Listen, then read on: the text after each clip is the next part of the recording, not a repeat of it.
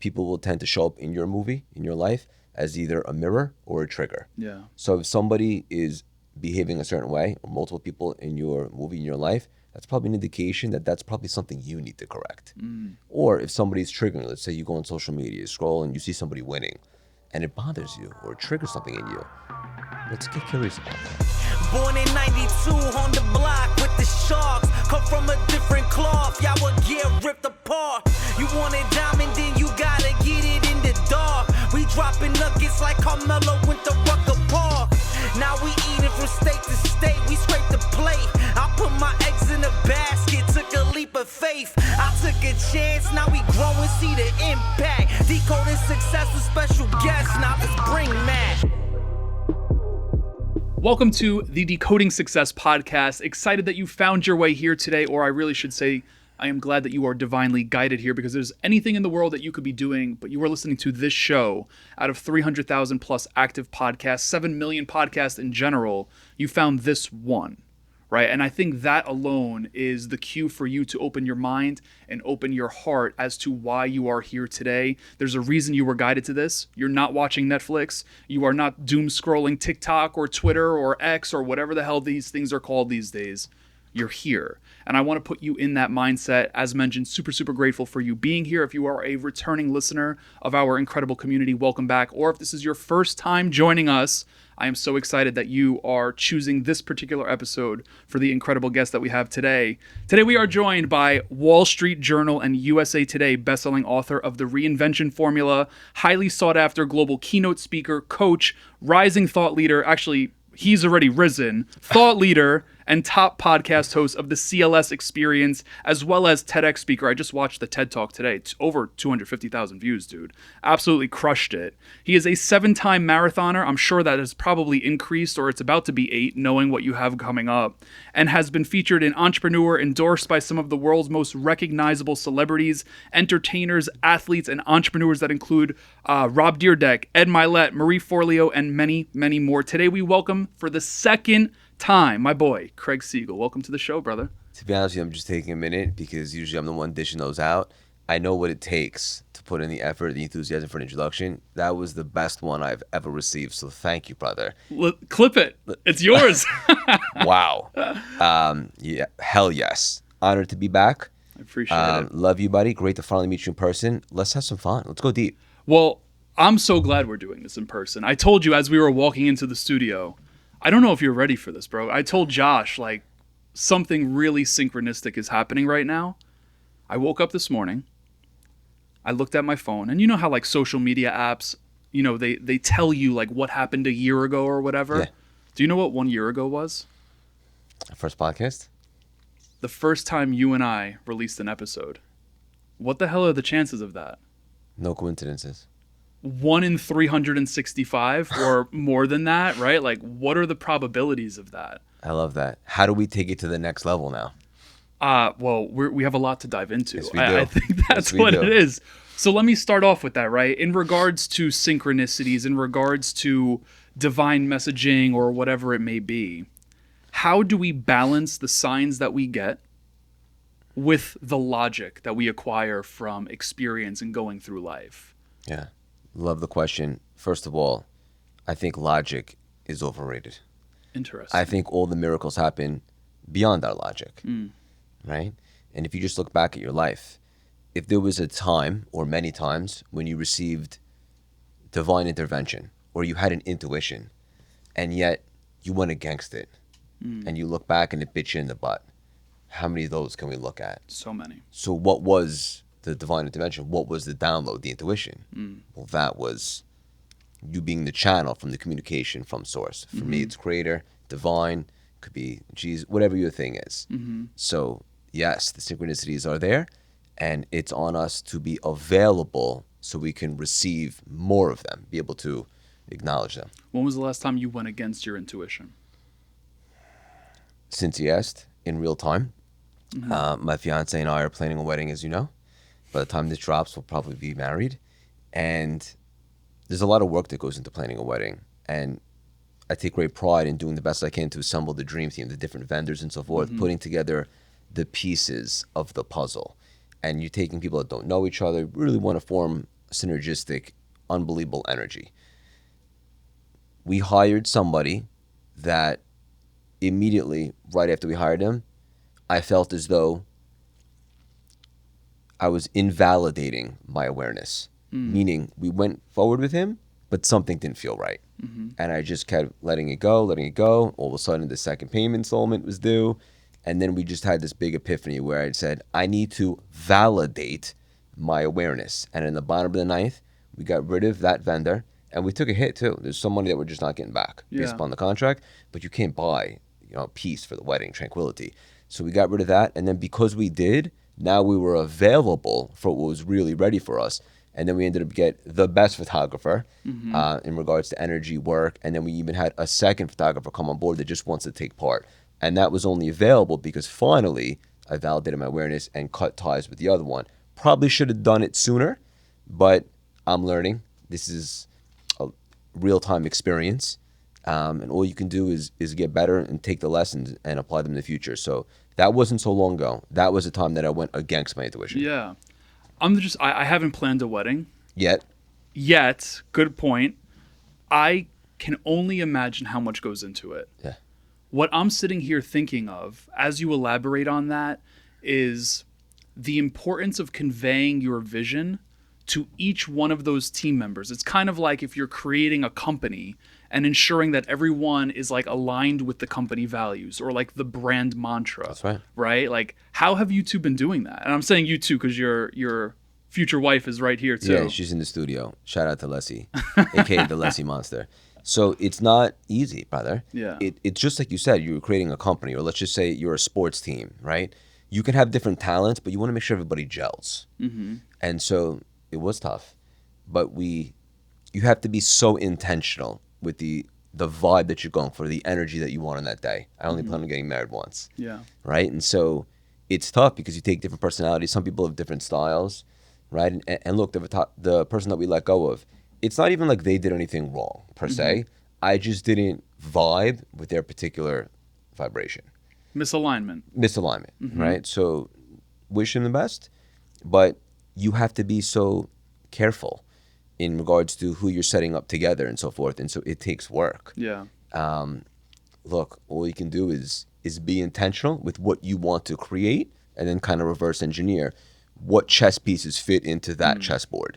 Just like anything else you do in life, you have an overall end result that you want, divorce from that, and then put together the pieces to generate what you're looking to get out of it. Absolutely. I get so excited talking to you that I didn't even ask you how you are. So let's go backwards. How is Craig? I've never been better. A lot going on. Yeah. Right? So I feel like I have 10 full-time jobs. Building the business, scaling, hiring, new partners, obviously traveling, speaking, planning a wedding, which is a full-time job in itself, training for the New York City Marathon, which in my opinion is a full-time job in itself. My fiance and I take care of a puppy who's probably a little bit crazier than he's supposed to be. So that's like a full-time job. But this is what I asked for, brother. For the first time really in my life, I have fulfillment. I have peace. So look, there's nothing like a fresh hit of purpose, right? So, and I know you can attest this. When you love this stuff, when you are connected to the mission, and you absolutely love what you do, and this is why you're here to share. It took me 35 years to find that, and we could talk about that. You could do this until you're blue in the face. At the end of a long day now, I'm very tired because I poured out, but I can't wait to do it again tomorrow. I'm not depleted. I love this stuff. So I'm lit up. I've never been more excited, goal-driven, also understanding how to tap into the limitless potential that's out there. Tap into more of my own capacity. I'm not trying to be anyone else. I just want to be the top of Craig Siegel, and just studying wisdom like a lunatic each and every single day so that I can share that with the world and just really live out my purpose. Yeah, I want to talk about purpose, but before that, let's go down the route of running. Have you ever ran Tunnel to Towers? No, but someone just asked me about that recently. I don't even know what it is. Tunnel, I want to invite you, September 29th. I have no affiliation with it, but I'm running it. I'm not ready for a marathon. Yeah. But if you want to incorporate Tunnel to Towers into your training regimen. What is it? It actually starts here in Brooklyn. It starts in Red Hook. I believe the starting point is a firehouse where the individual or a particular individual who was a firefighter, the particular route you run is the route he took to get to the Twin Towers on 9/11. So like you start at his firehouse and you run through the tunnel, you run through Brooklyn, you run through the tunnel, and then I've only done it once. You come out and it is so hard not to be emotional. I'm emotional just hearing it. You are surrounded by servicemen and women, firefighters, cops, EMS people, Yep. etc. Not just them, Army, Marines, like all of it. Like you come out of the tunnel and they're like there almost as if like you are running out of a tunnel like you're playing for the Lakers or the Knicks, right? And Yeah. they're just like dapping you up, high fives, holding the flag, and it's like, whoa. Like what a powerful experience. That sounds very meaningful. You know? About how long is it? 3 miles? Oh, it's a short It's one. short. It's short. So if you want to join us, bro, September 29th, like we would love to have Send you. me over the details. Yeah. Yeah, that sounds like a lot of fun. It is. It's a really, really good time. It is a really good time. Yeah. Why are you still pursuing marathons? The transformations that ensue. I love to put myself in very uncomfortable situations. I think that's how we grow in life. Do I absolutely love running? Not necessarily. Same, yeah. But brother, the transformations that ensue from pushing past your perceived capacities, right? Staring that bullshit in the face. Mm-hmm. The voice, the opponent in the head says, you should stop, or you're good now, or you can't do this, or you're tired. And then being able to overcome that. There's just something that happens. You expand your vessel, your capacity to receive in life, right? And you only do that by stretching yourself. So you can't really be uncomfortable in your comfort zone, right? Because it's pretty easy. You've done it 100 times. But when you constantly put yourself in difficult situations and then prevail, you expand your ability to receive more in life. And we're talking about marathons right now, but for me, this is transferable to any arena in life. And also the running community is badass. Everybody's so positive, it's inspirational. I think running is one of the most beautiful, pure sports for me. It's not really, you don't have an opponent other than the one inside your mind, right? And it's just, there's something so beautiful. I love to improve, love to get my ass beat a little bit. And yeah, for me, that's my outlet. I think everybody should have something. For me, that's my physical one. I love that. How do we know, right? So as I hear you say that, the question that pops in my mind is, yes, stretch yourself. And with stretching yourself comes like a little bit of stress or pain, right? Challenge, etc. Like you're going up against the grain, you're going into tension in ways.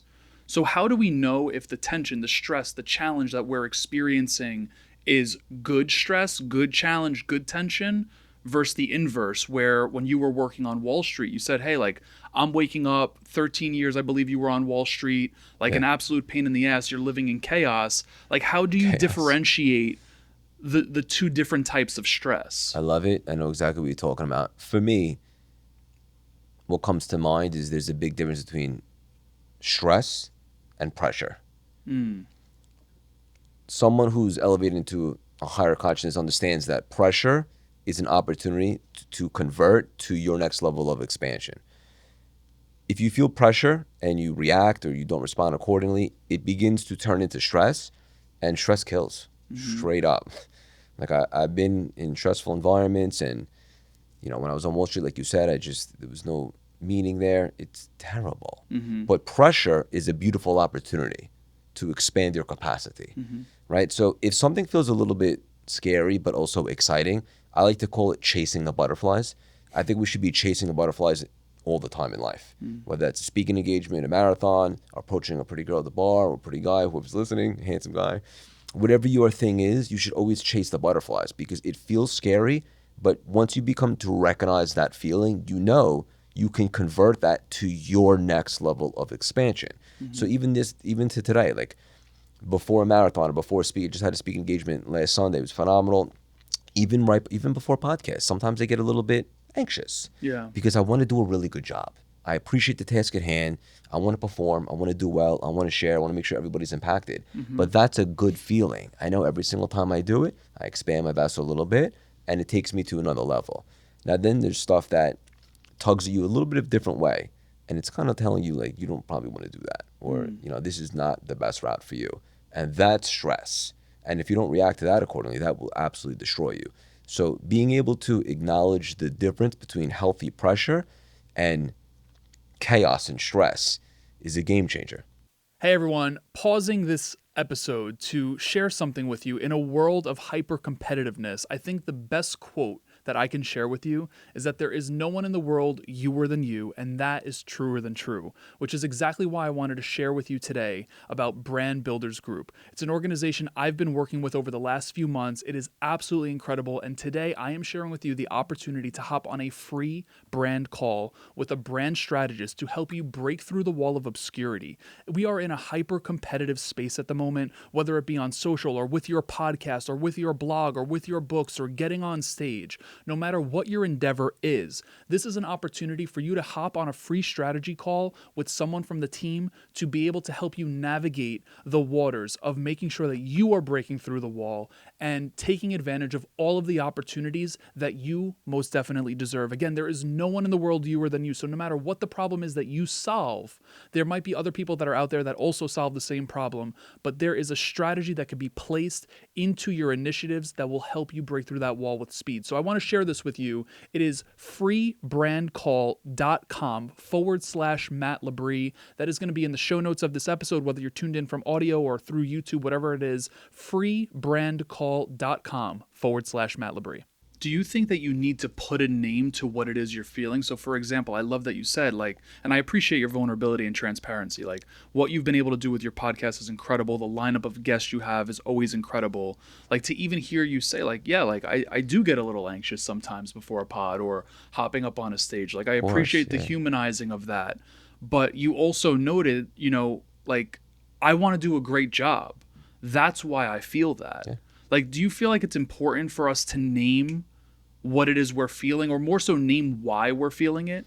Yeah, because if not, if you don't understand your emotions, then you'll be a casualty to them, right? So if you know, wait a minute, I feel a bit nervous right now. Did I prepare? What is this feeling? Have I been here before? Okay, it's a speaking engagement. I'm speaking to a different audience. I want to dominate. I want to make sure that everyone feels impacted by it. That's great. So acknowledge that. Maybe label it, whatever's good for you. But if there's certain feelings that you have and you don't recognize them, or be able to separate them from some other things, then you can get confused and you could spiral. So being able to distinguish different types of emotions, pressure, stress will help you as you continue to go forward in your human experience, for sure. Not necessarily labeling it, but being able to distinguish them. Absolutely. Do you feel like you were always aware of your emotions, or when did that turn on if you weren't always aware of them? Especially as a guy, I think this is important. Yeah, no, because when I didn't do personal development or my spirituality, or even a few years ago when I was a little more unenlightened, sometimes a guy has this mentality tough guy, or I don't want to show emotions, or I don't want to be vulnerable. Let's just keep moving forward. Yeah. But I think it's very important to understand why you're behaving a certain way. Because then if you go back and go to the root level, the seed level of it, you can say, oh, I have this trauma, or I'm affected from that, and as a result, I often behave like this in these types of situations.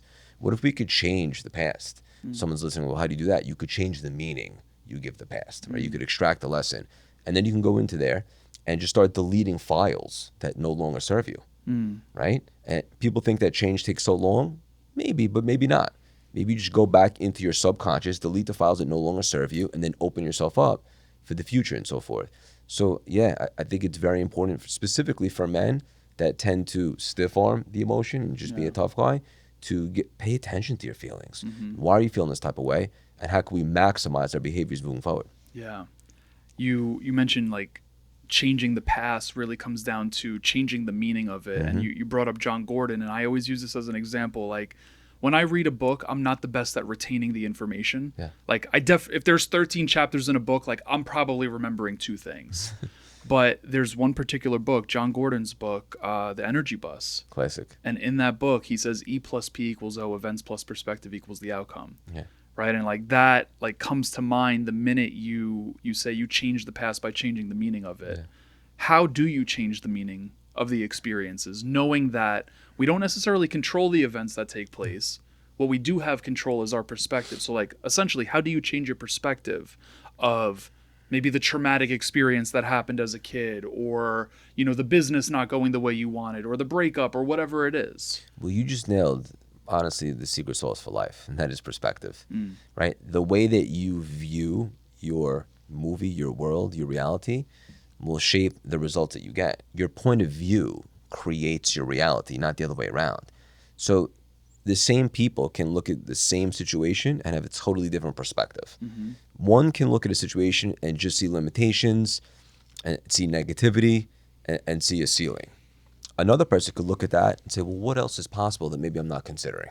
And then all of a sudden they start to see opportunities from the limitations, and then they open up a totally different consciousness. Now they're available for more downloads and stuff.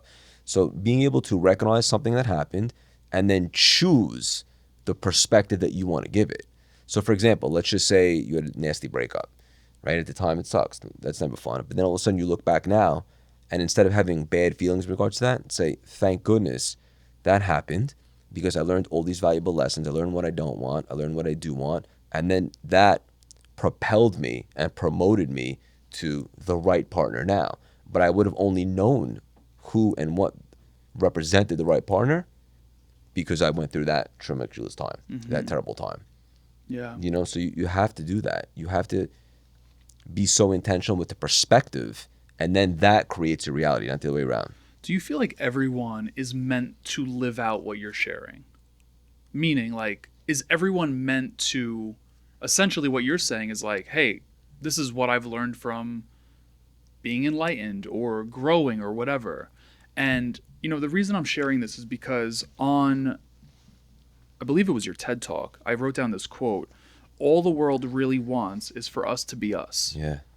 So like to Hell tie yeah. all of this in, right? Like even that quote, it's like, are we all meant to be us? Are we all meant to be enlightened? Are we all meant to like shift our perspectives in this lifetime? I thought you never asked, brother.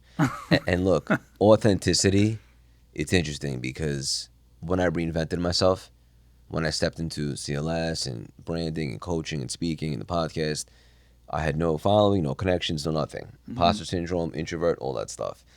But I understood that in order for me to get to my next level, I had to tap into that.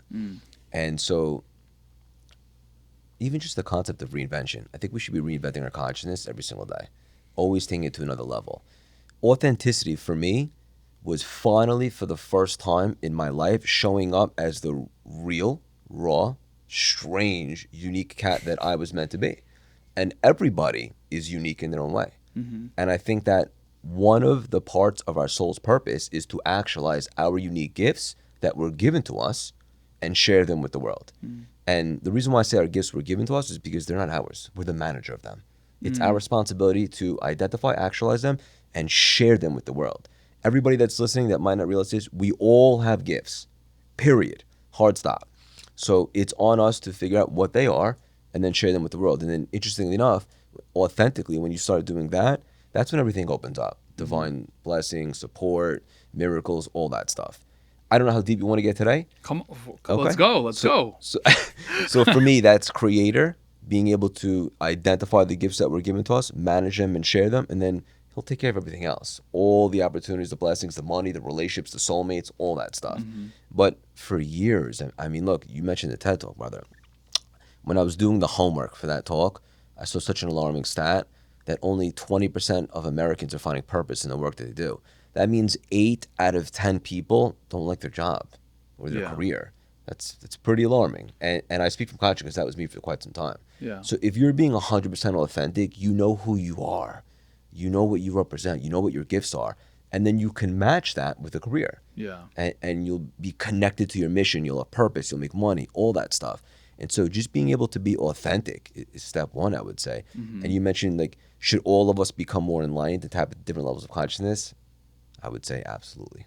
So in regards to that stat, right, you said, what is it, like 20% of people like feel like they're doing their purpose or living out their purpose in their work. Correct. or something of that sort.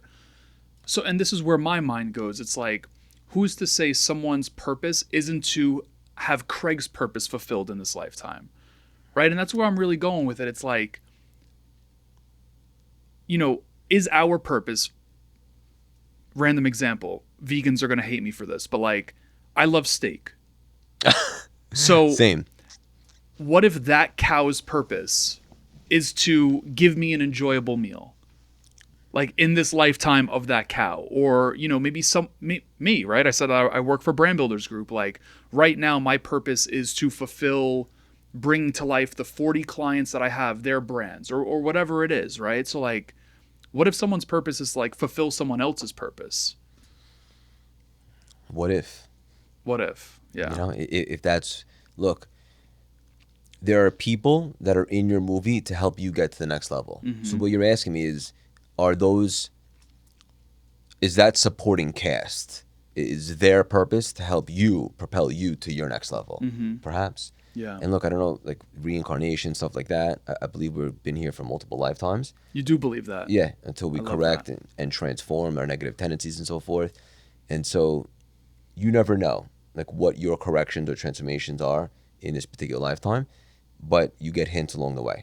People will tend to show up in your movie, in your life, as either a mirror or a trigger. Yeah. So if somebody is behaving a certain way, or multiple people in your movie, in your life, that's probably an indication that that's probably something you need to correct.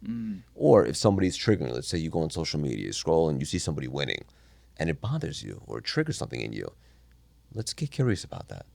Why? What is that really revealing in me, my ego, and so forth? And so you mentioned, and I imagine it's probably coming from personal situation, what if your purpose is to propel someone else to get to their next level because of the impact that they're going to make? Perhaps. Yeah. I love what you just said in regards to like mirrors and triggers. Oh, yeah. Are those the only two reasons people are in your life?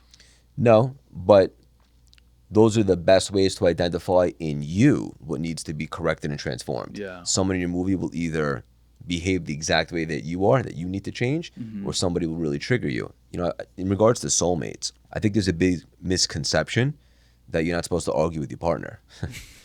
And I used to think that too. And I think that I think that if you're not arguing with your partner, that means you're not pushing each other's buttons. That means you're not there to really take each other to the next level. Yeah. It's just a body mate, quite frankly. A soulmate is there to trigger you, to show you what you need to correct so that you could tap into more of your own capacity. So for anyone listening out there that's in a relationship, you should be arguing, not every minute of every day, healthy arguments, triggers that help you get to your next level. And I think soulmates come in different capacities, obviously intimate, could be a best friend or a colleague, someone from different lifetimes and so forth. But those people are there in your movie to not co-sign your bullshit. Yeah. They're there to help elevate you. Is it safe to say that knowing what you just shared about soulmates, do you subscribe to the belief that relationships take work, or are they meant to be easy? Maybe a combination of both, but... Oh, my brother. I can say from experience now they take work, right? Because you have two different souls, essentially, in a relationship. And you have different core values sometimes. Sometimes you have different behaviors, you have different mindsets. And your job together is to elevate both individually and as a union to the next level of your life and so forth. It absolutely takes a consciousness, it takes work, it takes effort, right? If your relationship takes no work, I mean, how are you even elevating and improving? Like you're there to push each other, to elevate each other, to get to the next level, to be there to support each other. Sometimes you just have to hold space for each other. Whatever the case may be, it absolutely takes work. Just like anything in life really worth doing, whether it's studying wisdom, advancing in your career, running a marathon, whatever, it takes work, especially relationships. Yeah. I had a really hard time believing that in the past, and now it's just like, yeah, absolutely. And it's really easy to avoid that work, right? It's really easy to avoid the very hard conversation or not even, sorry, let me backtrack. Not even just the hard conversation, but the conversation that you know is emotion provoking, right? Like, hey, like this doesn't sit well with me, right? Like it's just so easy to avoid that. What's your advice to go head on into those situations? You're asking me these questions at the right time. Why is that? Probably no coincidence, because as my fiance and I are about to get married, over the last couple months, we really went deep in regards to learning how to communicate even more effectively and initiate tough conversations. Because like you said, it's very easy to avoid, especially like if you're not into conflict or stuff like that. You just want to avoid that at all costs. Absolutely. But the reality is when you get to another level of consciousness, you start to understand that you should always be initiating tough conversations, right? Because that's how you can peel back the layers and you can really expedite somebody's growth. For example, let's say somebody's behaving a certain way and you kind of want to call them out on it so that they can be aware of it and improve. Be like, you know what? I don't want to offend them. Just forget about it. Nobody grows. But when you initiate the tough conversation, again, the delivery is key. Huge. Right? So if you're going to communicate with your spouse, let's say something that they're doing is bothering you, I wouldn't just get defensive or, walk around moping with bad energy or build resentment. That's the worst. Say, look, something that was transpiring made me feel some type of way. I don't want to hold it in. I just want to kind of express myself. Do you have a minute? Right? I'm not a therapist, but the best way to initiate it is to come with compassion and empathy. Saying, I'm not saying I'm right, but this made me feel like this. Can we just talk about it for a minute? Or let me know when you have 5 minutes. I just want to, run it by you. And then once you guys are both on the same page, you kind of start setting some ground rules, right? Like, how are we going to argue? Or how long does an argument last? Or if you do this, I want to make sure that I'm there for you. I don't want to give the wrong impression because then they don't think you understand each other. So being able to communicate, to go deep, to initiate tough conversations, the right people in your movie, that will propel to another level. I'll give you one more example, not intimate, like a business mentor of mine. And spoiler alert, I believe everybody should have many coaches and mentors in different capacities in your life. Spiritual advisors, business mentors, running coaches, whatever's good for you to get you to your next level. One time my business mentor, who can, to the outside world, be a little bit intimidating, he said something to me and it just rubbed me the wrong way because when I hung up with him, I felt as though it wasn't productive at all and it just made me feel some type of way. So I reached out to him and I said, hey, look, on our last conversation, I found myself feeling a little bit down and disappointed, and here's why. And I explained myself from that perspective, not throwing any jabs or anything like that.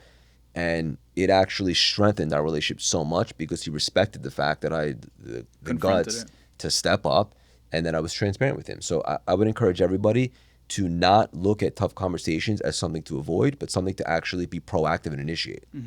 Did you know he would have been receptive to that feedback? No. Interesting. No, but what's the alternative? I just build up resentment and then I don't grow. Yeah. I had to do it for myself. That's how you get to your next level. That was obviously something that I needed to correct. Yeah. Is not letting someone walk all over you, whatever the case may be. Yeah. And so there's no guarantee that the people in your movie will respond accordingly. But the right people in your world will. Yeah, so you hit the nail on the head, right? Because when you avoid having those conversations, resentment is built, I should say, and if it's an intimate relationship, resentment sitting on top of love actually almost makes you feel like you no longer love that person. It's the worst. Right? And it's like, I'm literally experiencing that right now where it's like, I had a very avoidant personality for years. Craig, I'm telling you, this is how deep I've been going recently. I avoided so far back, and I don't know where I picked it up from. Obviously, it's a learned behavior, right? Like I wasn't just out of my mother's legs and hey, I'm avoiding shit, right? I picked it up from somewhere. Dude, I'm telling you, when I was playing Little League Baseball, I was probably 12 years old. I remember vividly. We were going into the last inning. I was a pitcher, and the score was 0-0, very tight game. I was so scared to go back onto the mound, I faked an injury because I was avoiding the feeling of failing. I was avoiding, dude, this shit goes really deep. I'm literally living it now in a relationship where I'm now confronting the shit that I was avoiding because it was I gave up on someone I loved. That's some real shit. So first of all, I love you, buddy. Thank you for peeling back the curtain and the vulnerability. So now, based upon this conversation, if you were to look back at that past, how would you change the meaning of that so that it could actually propel you? Well, I mean, for me, it's just that. It's just so eye-opening for how long it's been going on, where I've made a commitment to myself to never act that way again. It's hey, I accepted it in the past. Yeah. I can no longer accept that in the future because the person I want to become doesn't do that. Yeah. And it's who do you want to become? Act as if you're that person today. So that's the nugget right there, because let's be honest, that probably started way before that incident, but that incident is what you remember, and that was Yeah. probably the byproduct of whatever avoidance that you had. 100%. So now you're thinking, okay, so that was there to protect me to a certain point. Yeah. But now, in order for me to get to my next level, I can't get to the next level from the same consciousness that got you here, which is the avoidance one. So now that you have the awareness of it and you're validating that, now you can delete that file and change it and grow in your consciousness, which will get you to the next level. But the only way that you could do that is from the awareness. So Yeah. it's great. Yeah. 100%, man. I'm curious if you don't mind answering this. What religious background did you come up in? I grew up Jewish, but my family was not super religious. Yeah. Proud to be Jewish. Yeah. But I'm not super religious. Yeah. Best way to say it. Over the last year and a half, up until this point, I've been more of a spiritual shopper, but I really gravitated towards Kabbalah. Yeah. It's a spirituality. It's an ancient wisdom. People often affiliate it with being Jewish. It is an ancient Jewish wisdom, but it's for everybody. It really helps everybody appreciate whatever it is that they believe in more. And since I really tapped into that, it's made me, I would say, appreciate being Jewish a little bit more, but really just take my spirituality to a whole Yeah. nother level. So I would say I'm much more spiritual than I am religious. Absolutely. The reason I ask is because, you mentioned that you believe our souls are not just here for one lifetime. Correct. Right? And I grew up Roman Catholic, and like Bible, this, that, the other, like you're told not to believe in astrology. You're told not to believe in that type of stuff. It's like, hey, this is it, right? But just hearing you say that and this is a very metaphysical talk, but it's like you just saying like our souls are here to continuously learn lessons to, I don't know, maybe eventually reach nirvana. Like, what do you think happens? So I just want to make maybe a controversial comment on what you just said, which I've never said before. I think everybody should believe in what they want to believe in, but one of the things that always rubbed me the wrong way about religion is the same thing that rubs me the wrong way about politics. It's very divisive. If you don't believe in this, then you're casted out. I mean, how is that helpful? I know. Right? And that's for any religion, period. So I think everybody should be a little bit more open-minded, and instead of looking at the retail, go straight to the source. And then what was your second question? I got so pumped up. Well, yeah, no, essentially it's just like, Oh, nirvana. Okay. yeah, like why Yeah. are our souls continuously coming back here? Yeah. And when do they stop? And also, just real quickly, everybody believe in what you want, but get curious. Yeah. And be open to the curiosity. That's all I would suggest. So now we're getting really deep. I believe, just my belief, is that our souls are here through different lifetimes until we ultimately have those transformations, those corrections. And then once you do, I believe you've achieved it. I don't think heaven and hell is a place. I think it's more of a state of mind. And so, look, sometimes you'll see someone exit this lifetime prematurely. Why? Why'd that happen in their movie? I can't say for certain, but I believe something happened with their soul, maybe even a positive, that they've completed their correction.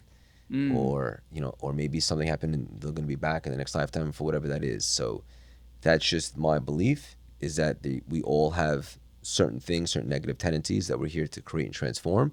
People will show up in a movie, like we said, to maybe trigger mirrors to help us find that. But I believe we will keep repeating it. And I'll say this still. If you get to the end of your lifetime and everybody liked you, Did it wrong? I know for certain you're coming right back. Because that means you didn't shake things up. How could you have been authentic if everybody likes you? You got to stand for something. You got to identify your gifts and share them, and you will rock the boat when you do that. And if everybody likes you, I think that you're probably pulling some punches. Yeah, that's so interesting. Have you ever heard of Sonia Choquette? I don't think so. Actually, I do know her, yeah. She's been on one of my shows. Yeah, She's great. She is great. She's in maybe like overseas? She is back and forth from Chicago to Paris. Okay, yeah, Sonia. Yeah. Great human. I had my soul read by her, which is why I bring it up. Oh, wow, that sounds deep. I'm not cheap. I promise you I'm not cheap. Sonia, it's expensive, and I know your time is worth it. It's expensive, dude. But man, I did a 30-minute call. I probably cried for 29 of those minutes. Like, this was back in 2020. I was in a super dark place. I know 2020 was very transformative for you too. I was in a really just like, what the hell am I doing with life type of place. Yeah. And I was kind of just looking for all the answers, honestly, outside of me, which is one thing that I learned now. But on that call, Sonia, you know, she dove into like where my soul has traveled vertically and horizontally. So without knowing me, she came on my show after this. So we've never talked before. Yeah. But It's great. she told me that my soul is very well traveled from place to place, like physically from place to place, right? She, like, growing up, dude, I always heard that I'm an old soul. I was very immature, but for some reason people knew that I actually was mature on a deeper level than what I was showing to the world. My immaturity was really caused by wanting attention.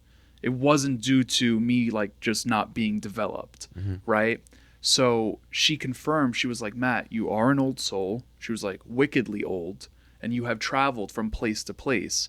But furthermore, you are very well traveled horizontally and vertically. And vertically means from profession to profession. So she goes, in past lives, I see you as a teacher. I see you as this. She was like, does that make sense to you? She was like, what is your profession now? Like, what are you doing for like work? And at the time, I just left my job with Damon and I was podcasting, and I had said that to her. She goes, Matt, you can't tell me that doesn't connect to your soul. You know, so it's like a wicked thing to just like to hear, and like you shared, like just having the openness to that. Like it's almost like so reaffirming to like have a call like that, and then just you feel right where you're supposed to be, you know? It's funny because I've been accused of having an old soul too, but what does it really mean? It just means we've been around. It means you've been around. Yeah, I think we all are old souls. I would say this too. First of all, beautiful story, brother. Thank you for sharing. I love the vulnerability. And so when I was talking about that, it obviously resonated with you. And I would say this, for anyone that's listening right now, you ever meet someone you're like, I know I've met you before, or you seem familiar, or I just vibe with you or connect with you because you were probably connected in a previous lifetime. Yes. And you know, hopefully you can find your soulmate in this lifetime. And then, you know, there'll be that connection there from the past as well. But also just people in your movie as well. I love that, man. What's a question you wish more people would ask you? Would ask me? Yeah.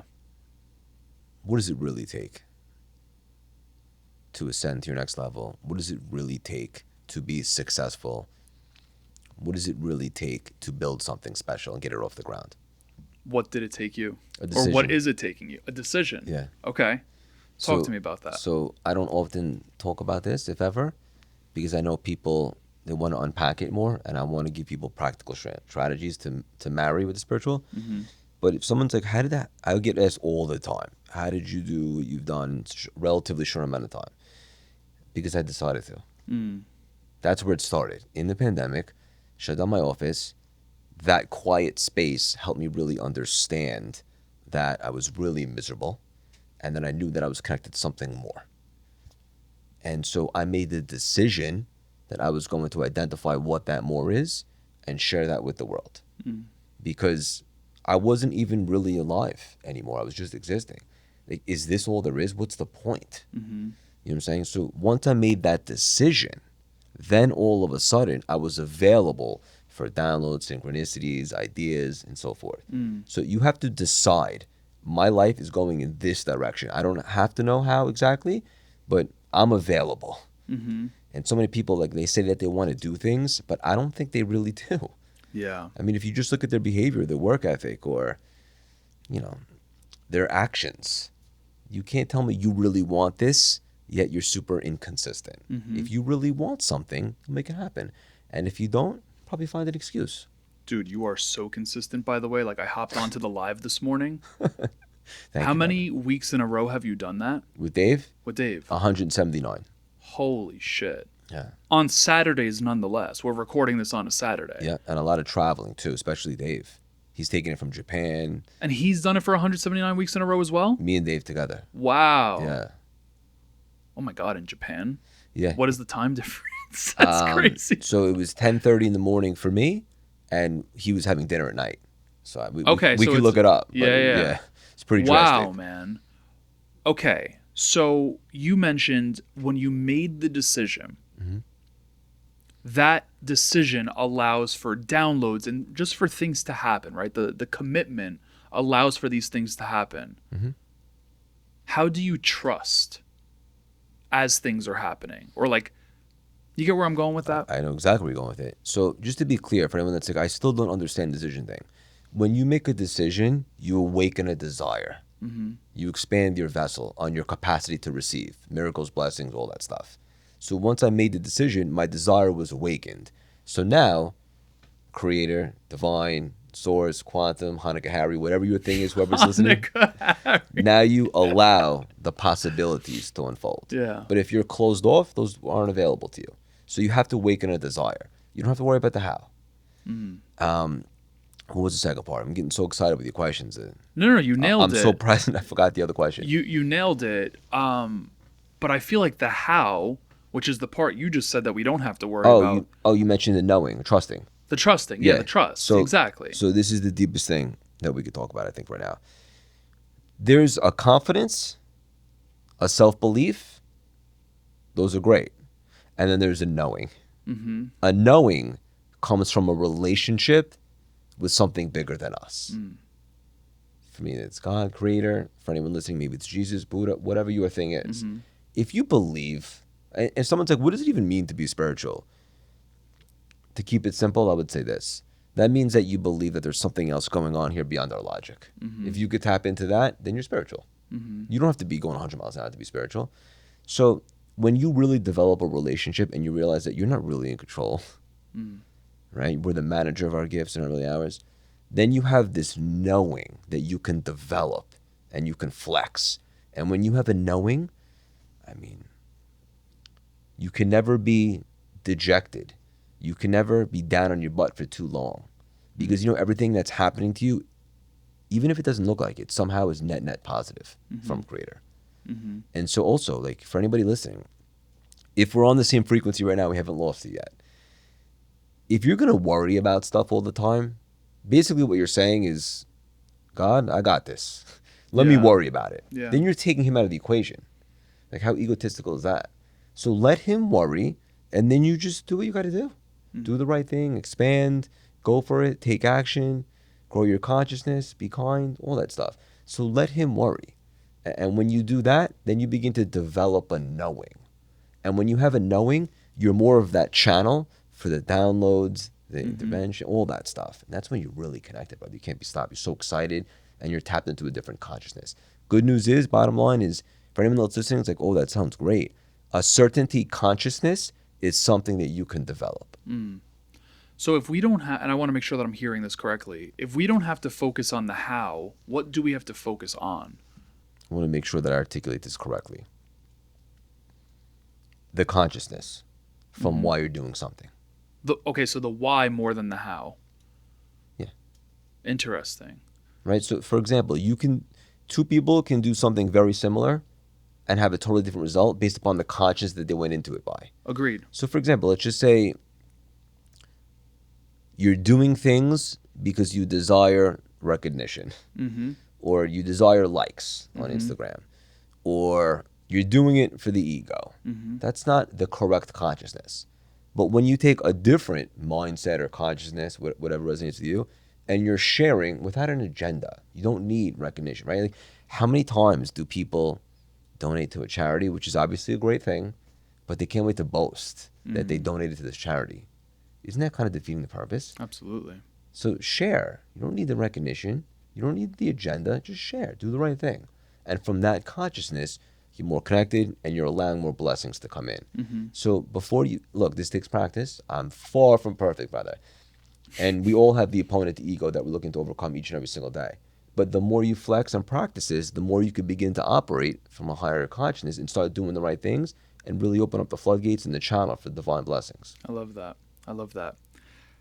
If I knew what Craig knows, hypothetically, right? A metaphorical question here. This was actually asked by your friend, Dr. Michael Gervais. I think you've had him on the show, right?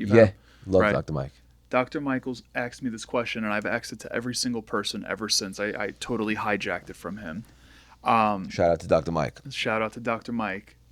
if I knew what Craig knows, how would my life be different? You've barely even begun. There's so much more to tap into, brother. Each and every single day, there is endless possibility. There is no ceiling on what you can do, what you can achieve, the impact that you can make. Yeah. I've barely scratched the surface. The more I know, the more I realize I don't know. But I do know this. Anything is possible when you begin to validate your awareness and really remove those files that don't serve you, those beliefs that don't serve you. Once I heard that, right, you started off by saying you're just getting started. My mind instantly went to, and this probably ties into what we were just talking about in regards to like trusting in God. My mind instantly went to, what if someone wants it now? Everybody should absolutely unapologetically desire it all. Mm-hmm. You shouldn't just want some of the light or the abundance. Like if you turn the light to this room, just light up that corner over there. We can keep. No, you should desire everything, all the abundance, the soulmates, the fulfillment, the career to die for, the great physique, the spirituality, the money, all that stuff, right? And so once you begin to understand that, now you start to open up your possibilities of what's possible. You start tapping into a higher consciousness. You start desiring more from your life. We're not here to play small. I have a whole show called Playing Small is Canceled. I really believe that. We're here for a gigantic way, a gigantic reason. The impact that we can make is unbelievable. And it starts with awakening a desire, right? Like we're not here to play small, straight up. If you want it now, then start being proactive. Start looking for the negative tendencies that we can correct and transform. Because when we do that, we expand that vessel. That's the word again. Basically what I'm saying to you is we expand our capacity to receive money, relationships, the good stuff. And the way to do that is to start putting yourself in uncomfortable situations, start correcting our negative tendencies, start to keep the ego at bay, start to transform from reactive to proactive, start to tap into our purpose, share our gifts. And when you begin to do that, you begin to quantum leap your results. So look, instant gratification, not a fan. But you should desire it all, and you should start becoming proactive today and watch the magic unfold. Yeah. I think I just heard you say something. I want to just make sure I'm hearing this, right? I want to go deeper on it. Do we have to rid ourselves or delete, as you say, the things that don't serve us for new things to come in? Like, before something new comes in, does space have to be created? This is so weird that I'm even talking about this because I never even spoke about it ever publicly. But I found the most unique analogy from recently getting Invisalign. I'm going to talk about I can't believe I'm saying this. So I had braces when I was a kid. I have pretty good teeth, but like the bottom's starting to shift. So I was like, whatever, let's do a thing, do it well. I'm getting married, let's clean them up a little bit. So the way that Invisalign works is depending upon how severe of a case you have, they give you trays, right? You keep a tray in your mouth for maybe 2 weeks, and then you advance to the next tray. Yeah. Some people might have 9 trays. Someone with a more complicated case might have 30, right? But your teeth, based upon tray 1, can only get so good. And then you have to go to the next level, the next tray, which is shaped a little bit more for more progression or progress within your teeth. And you have to keep ascending to that.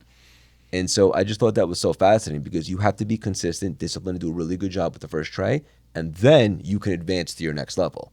Yeah. And it's probably the weirdest analogy ever, but it just grabbed me. My girlfriend's going to want to go on a double date.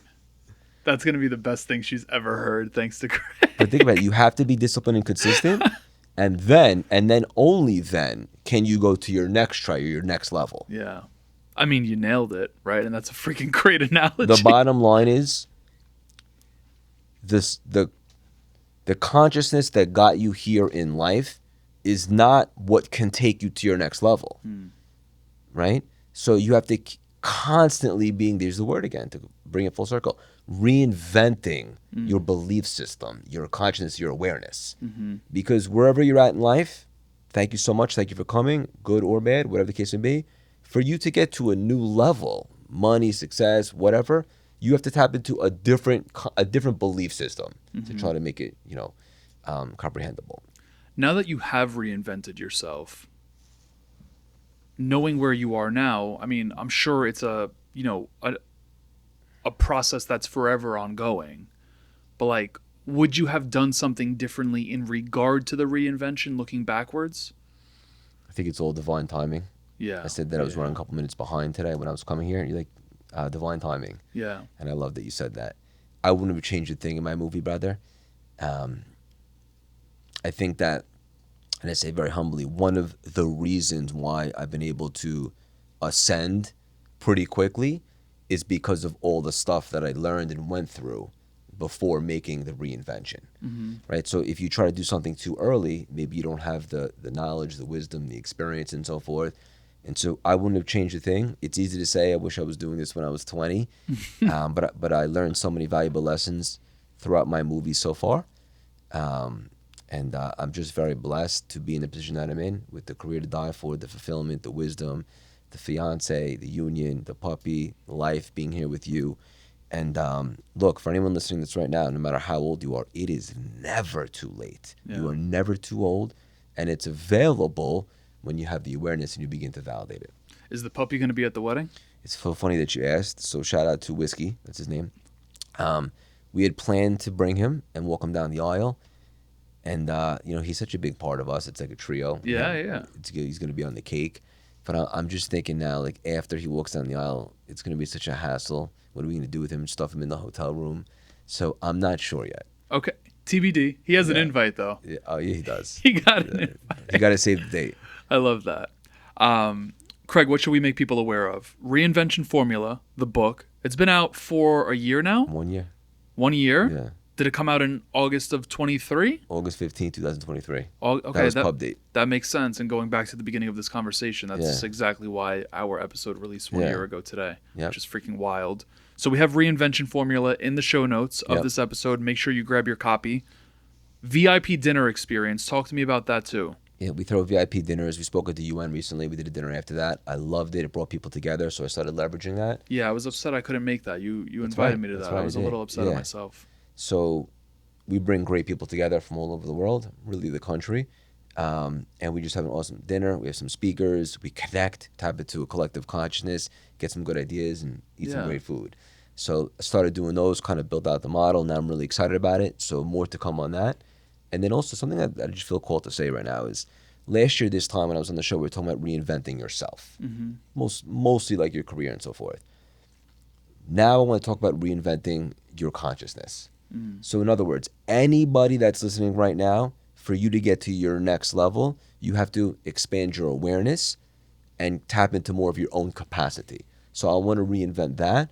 And no matter where you're at in life, that has to apply to you, assuming you want to ascend. And then in regards to what else, brother, the podcast, the CLS experience. Of course. If you like juicy inspirational nuggets throughout the week, we have a free texting community. Cool. You could text us, just text 917-634-3796. Text the word Matt so that I know that you heard it here. And we also have a big community CLS membership. Once a week we teach, we bring in guest speakers, and we do all this stuff. You can find that on our website. I love that. How do people find out about the VIP dinner? Is that on the website too? No. Stay close. Stay close. Okay. Stay in our ecosystem, and you'll get some updates. I love that. I'm going to ask you one last question here. Otherwise, I can keep going. It does not even feel like, Josh, what are we at, like an hour? It does Shout not out to feel Josh. like that at all. Holy That was a quick shit. hour. I'm just getting warmed up. Yeah, like that did not. I just like looked down at my phone. I was like, whoa. Yeah. Last question. Potentially last question. Let's say. If Craig lives to whatever year he wants to live to, you write as many books, you become as enlightened as you want to become, your marriage is flourishing, like all of the things that you want, you shine the light on all aspects of the room, to use your analogy. But when I think of Craig, I can only think of you and remember one piece of advice. I'm not asking how Craig wants to be remembered. I'm thinking like, when I think of John Gordon, I think of E+P=O. What is the piece of advice that you want attached to your name?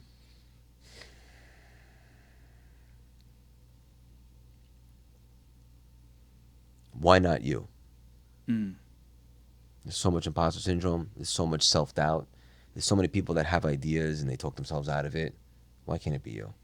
Why can't you do everything that you want to? Achieve all the things, the milestones, the money, the career, the success. It's never too late. You're never too old. Why not you? You cannot tell me one good reason as to why not you. You'll come up with them, of course, those files that must be deleted. But at the end of the day, you have every opportunity. It's all available for you once you make that decision.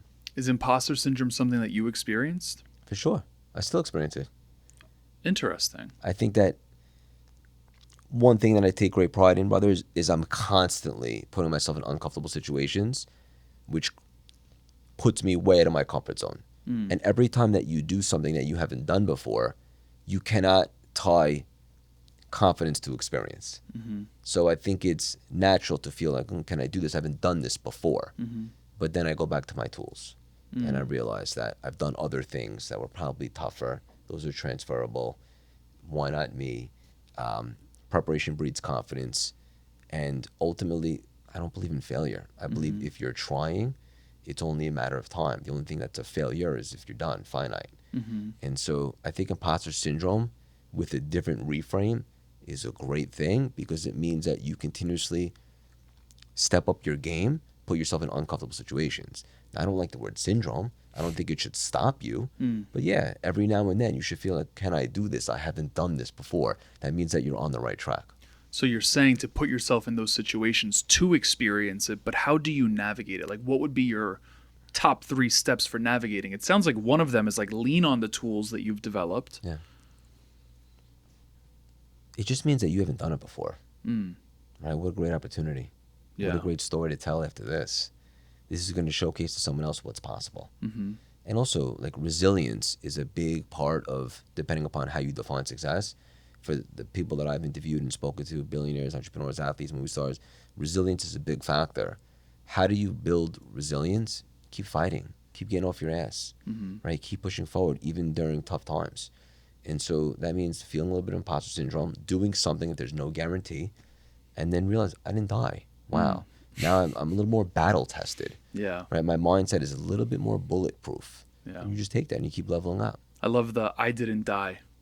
Yeah. You know, when we actually just moved into the studio, however many months ago it was, I don't even remember at this point, but I experienced that big time, right? Like, yes, I had the podcast for 5 years, but coming into the studio and just like sitting down like this was like such a big thing for me. It is a big thing. You know, and Leslie, cover your ears, but it's like having sex without a condom. You know, it's like, it's a little bit more risky, right? It's like you're no longer looking in the screen, you're looking in the eyes of the person. Oh, man. You know, so like there was that imposter syndrome where like, dude, I was coming, and don't get me wrong, I still get a little nervous for these, but you want to do a good job. Yeah. It's in person. Yeah. Right? You don't know how you're going to vibe with somebody. Yeah. Look, that's great, brother. Because if you think about it, going from a Zoom to in-person podcast, I think anybody would agree, is going to the next level of your podcast game, right? Taking your show a little bit more seriously. And so as you go to new levels, you're stepping out of your comfort zone, you're playing a little bit bigger, you feel like that. Yeah. I think it's a good thing. Absolutely. But again, goes back to what you said earlier, recognize the difference between pressure and stress. There you go. That's the key. Yeah. That's the key. Craig, this is freaking awesome, dude. Taking a quick moment to just say thank you so much. I know that I was pestering you and messaging you and, hey man, like let's get this on the books. I love the persistence, brother. Yeah, I just want to say thank you for making it happen. Yeah, thank you for making it happen. You know, I know that you had to cross a bridge or go through a tunnel to get over here, but I'm really, really grateful for the opportunity. It's great to meet your future wife too, and just super grateful for you. I mean, 2 times now, like, you know, the first time didn't know each other. Now we know each other a little bit better, but really, really grateful for the opportunity. It was an awesome conversation. It was an unbelievable introduction. I love the friendship, brother, and I love the space that we created. We went really deep, and I think that we hit on some really, really vulnerable and deep topics that will really strike a chord and light a fire in some people. That's the whole purpose, man. Yeah. That's the whole purpose. I refuse to have surface level conversations, and you brought us into like some really deep freaking layers. So good. Appreciate you, man. For everyone tuned in, a couple things here. Number 1, make sure you are connecting with Craig in the show notes of this episode. Socials, websites, links to the book, community, VIP dinners, all of the things in the show notes of this episode. I want to bring you back to the beginning of this. If you are still here right now, like you just need to think about this for a second. You're clearly here for a reason, unless you just left this on in the background, and hey, I totally hear that. That could potentially be a reason too. But if you are an intentional listener, you are here because of the value that was just added, right? And I said in the beginning of this show that you were called to this. You were guided to this. Now you have the opportunity to guide someone else here as well. You have the opportunity to be the beacon of light in someone else's life by clicking that little share button. So I'm putting that on your mind. I'm putting it on your heart to click the share button, that 3 little dots, drop it in your text messages, your group chats, your emails, talk about it at the water cooler in your office. Wherever you are sharing this, make sure that someone else hears this today. On that note, until next time, everyone, be blessed. Peace.